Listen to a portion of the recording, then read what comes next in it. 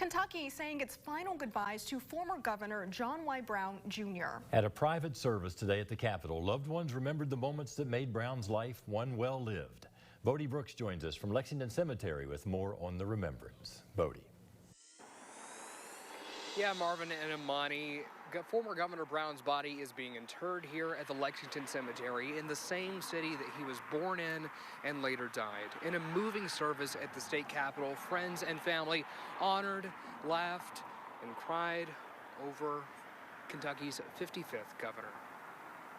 To dream the impossible dream. As his favorite song echoed through the halls of the Capitol, loved ones looked on, bidding a final goodbye to John Y. Brown, Jr. I felt very lucky, very fortunate, been blessed, even sitting in a hospital for 9 hours. I mean, it's a challenge, but I can't complain. That was such a common refrain we'd hear from Dad. I can't complain no matter what happened to him. Nothing got him down. He would just forge ahead after each setback. His children sharing stories of a man they describe being both larger than life, but still just a regular guy, always brimming with positivity. It's a beautiful day. Hope you're having a good day. Life is good, okay? Let's go for it. Growing up, I heard over and over again how important it is to learn how to sell yourself and your ideas.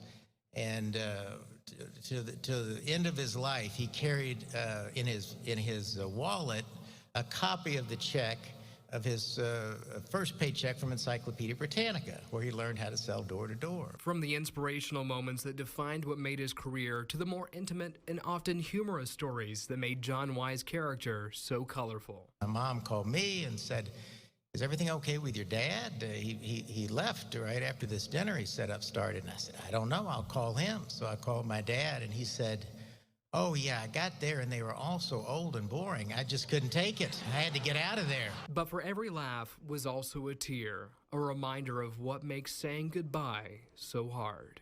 And he finally gave me the greatest compliment of my life, the one that meant far more than all the rest combined. He said, "Son, you taught me what real love is. You taught me what family is. Thank you for sticking with me through everything we went through." And it wasn't until this week that I realized how much he really taught me about what true love is.